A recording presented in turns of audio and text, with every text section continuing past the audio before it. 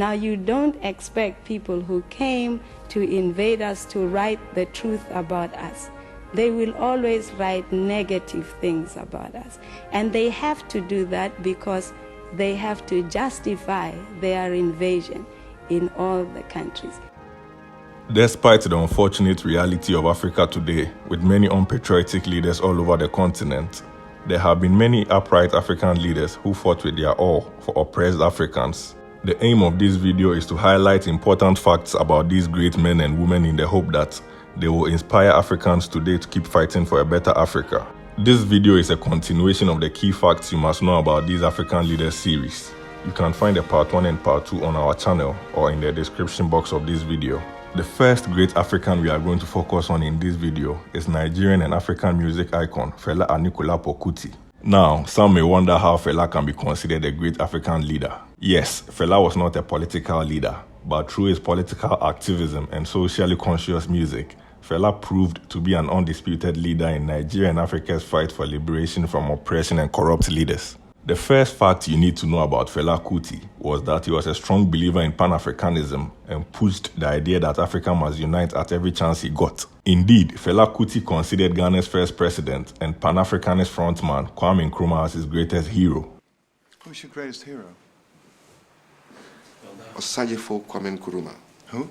Osajefo Kwame Nkrumah of Ghana. And who's that? He was the first president of Ghana. He was the first to talk the way I'm talking about Africa, how Africa can be great. Now, many may not know this fact, but Fela's mother, Funmilayo Anikulapo Kuti, is one of the greatest women, if not the greatest woman in Nigeria's history. She was an anti-colonial activist and a fighter for women's rights in Nigeria and across the world. For much more on Fela Kuti's mother, Funmilayo Anikulapo Kuti, please do check out our video about some of the greatest women in Africa's history. Another interesting fact you must know is that Ghana's first president, Osajefo Dr. Kwame Nkrumah, was greatly inspired by Fela's mother in organizing Ghana's women in the struggle for Ghana's independence. Indeed, according to Fela Kuti in his autobiography, Kwame Nkrumah and his mother were very close friends.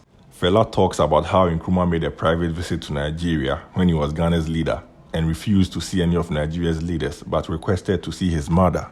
That shows how close two of Africa's greatest freedom fighters were. That is Ghana's Kwame Nkrumah and Nigeria's Funmilayo Anikulapo Kuti. There has not been anybody in this whole politics in Africa. Only two people have walked on the streets to follow people to where they are going. Nkrumah and my mother. What are you talking about? In further proof of Fela Kuti being a true man of the people, the legendary Burkinabe and African revolutionary leader, Thomas Sankara, reached out to Fela, with the two of them developing a very close relationship. This eventually led to Thomas Sankara personally hosting Fela Kuti in Burkina Faso, a clear case of real recognizing real. In my research about the selfless and patriotic leaders Africa has been blessed to have, a key observation I have made is how close these leaders were and how they always stood in solidarity with each other. Two of such examples have just been talked about, but other prominent examples are the close relationship between Ghana's Kwame Nkrumah and Guinea's Sekou Toure, also the brotherhood between Tanzania's Julius Nyerere and Zambia's Kenneth Kaunda, and finally, Nelson Mandela's very close friendship with Libya's Muammar Gaddafi, also the brotherhood and solidarity Africa's great leaders had amongst themselves. Perhaps all of us as Africans can also learn to stand together as one people and look beyond our different nationalities and tribes. Now, let's get back to talking about Fela Kuti, the African musical genius. In basically all of Fela's lifetime, Nigeria was plagued with highly corrupt and oppressive leaders. Despite the dangers involved, Fela dedicated his music to exposing these corrupt leaders who kept the Nigerian masses in poverty. As a result of fighting against injustice, Fela Kuti suffered massively for this. His house was once burnt to the ground by 1,000 soldiers after they had raped and beaten his wives and followers. The soldiers also threw his mother from a first-floor window, causing injuries that ultimately led to her death a year later. This government threw my mother out of window, Mrs. Funmilayo Anikulapo Kuti, who fought her blood for this country. In 25 years of Fela's life as a musician, he was in court for an outrageous 356 times. Most of it on false charges aimed at punishing him for exposing wicked and corrupt Nigerian leaders for their corruption. Fela Kuti was jailed several times for crimes he never committed. spending over 2.5 years in prison at a point in the mid-1980s. And yet, despite all the brutality and injustice Fela faced from successive Nigerian governments, he never gave up and always bounced back stronger than ever to fight for the people.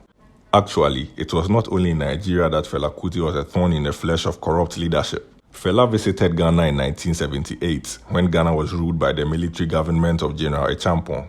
Almost immediately after Fela arrived in Ghana, he started preaching about Nkrumahism, the ideas of Kwame Nkrumah to Ghanaians, especially university students, and this soon got him into trouble with the military government. Also, Fela had a song titled Zombie that mocked African soldiers for acting mindlessly like zombies and obeying orders to brutalize their own people without thinking. All of this led to the Echampong government being very threatened by the presence of Fela Kuti in Ghana, and they eventually deported him back to Nigeria. In proof of his love for humanity and his selflessness, Fela Anikulapo Kuti died virtually as a poor man. This was in large part due to the fact that Fela gave out money to the less privileged people around him each and every week. This was on top of having to provide for his very large family also. What a truly amazing human being Fela Kuti was. Upon his death, over 1 million Nigerians turned up to file past the casket of Fela Kuti, proving how deeply loved he was by ordinary Nigerians.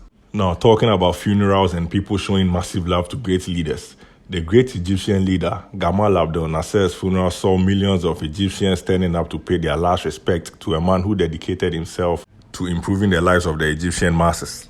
Today in Africa, a very sad development that has come up is about whether or not the peoples of North African countries are Africans or not. Yes, North Africans may have some Arab roots, but they are Africans, and this is proven by the fact that when the very crucial decision of whether or not Africa should unite came up in the 1960s, there were only 7 African countries that supported and pushed for the immediate political unification of Africa. 4 of these countries, which is the majority, were not African countries. They were Libya, Morocco, Algeria, and Gamal Abdel Nasser's Egypt. The 3 other African countries were Guinea, Mali, and of course Kwame Nkrumah's Ghana. This group of 7 countries were known as the Casablanca Group. The Casablanca Group argued that the immediate political unification of Africa was the best way forward, as this was going to provide the salvation for Africans from foreign domination and ensure that weak and small African states could develop effectively together.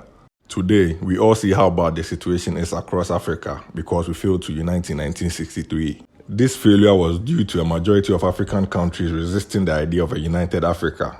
Nasser, who some people today would like to describe only as an Arab leader, proved by his support for a united Africa to be a true Pan-Africanist and a great African leader. And guess who gave refuge to the wife and children of the great Congolese leader Patrice Lumumba? It was Gamal Abdel Nasser. United by their anti-colonial and Pan-Africanist beliefs, Ghana's Kwame Nkrumah and Egypt's Gamal Abdel Nasser were very good friends. In fact, one of Kwame Nkrumah's sons is named after the Egyptian leader. He is called Gamal Nkrumah. Also, another of Nkrumah's sons is named Sekou Nkrumah after Guinea's first president, Ahmed Sekou Toure. The next great African leader we are going to highlight some facts about is the man called El Haj Malik El Shabazz, known popularly as Malcolm X. Yes, Malcolm X was officially an African American, but he embraced his African roots fully. After being impressed by the Organization of African Unity, OAU, on his visit to Africa in 1964, Malcolm founded a Pan-Africanist organization too called the Organization of Afro-American Unity, OAAU. The purpose of the OAAU was to fight for the human rights of African Americans and also promote cooperation amongst Africans and the people of African descent in the Americas. Malcolm X believed that the only way African Americans in the USA were going to get the respect they deserve was if Africa was united and strong. Afro-American unity sees the only hope for the black man in America in a strong Africa, and the necessity of the Afro-American becoming inseparably linked with the overall program that's existing on the African continent. The 2 problems must be solved together, and the 2 forces must go forward together. And so the Organization of Afro-American Unity has a program to link the Afro-Americans with the Africans and the Africans with the Afro-Americans. When I say Afro-Americans, I mean those throughout the entire Western Hemisphere. This is our only hope. Our hope is in a strong Africa. And when Africa is strong, our position in America will be one of respect. But if Africa is weak, we will never be in a position of respect in America. They used to have a saying that one doesn't have a Chinaman's chance. But they don't say that anymore. They use that expression back when China was weak. But now since Mao Zedong has been successful in making China a strong country, the Chinese have more chance than anybody else. So this saying has become outdated. Well, just as it took a strong China to give a Chinese person respect wherever that Chinese person is found on this earth, when we get a strong Africa, the person of African origin or African ancestry will be respected any place on this earth, even in America. But he will not be respected in America until Africa is strong, just as the Chinaman wasn't respected abroad until China became strong. In 1964, Malcolm X visited Africa and traveled through several countries, meeting some of Africa's greatest leaders. He visited Egypt and spent time with Gamal Abdel Nasser. Malcolm was also in Tanzania and met Julius Nyerere. Other African countries he visited were Ethiopia, Kenya, Libya, Algeria, and Nigeria, where he had an audience with Nnamdi Azikiwe, Nigeria's first president. Also in Nigeria, Malcolm was given a new name by the students at the University of Ibadan. He was called Omowale, which in Yoruba means the child has returned, a name he greatly appreciated. In Guinea, Malcolm lived in Sekou Touré's house for 3 days. But out of all the African leaders Malcolm was privileged to meet, the one he cherished the most was meeting Kwame Nkrumah in Ghana. Here is how Malcolm describes his feelings in his autobiography. In Ghana, or in all of Black Africa, my highest single honor was an audience at the castle with Osajifo Dr. Kwame Nkrumah. Wow. Now, did you know that Malcolm X had 6 children, all of whom were girls?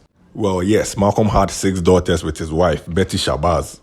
And one of Malcolm's daughters was named after the African hero, Patrice Lumumba, the man Malcolm described as the greatest black man to have ever walked the African continent.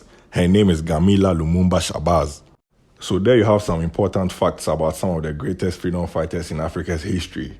I hope that you may have learned something new from watching this video, and that will inspire you in some way to keep up the fight for equality, justice, and freedom in Africa. Please do like the video and share to others if possible, and kindly do subscribe to our channel. Thank you so much for watching.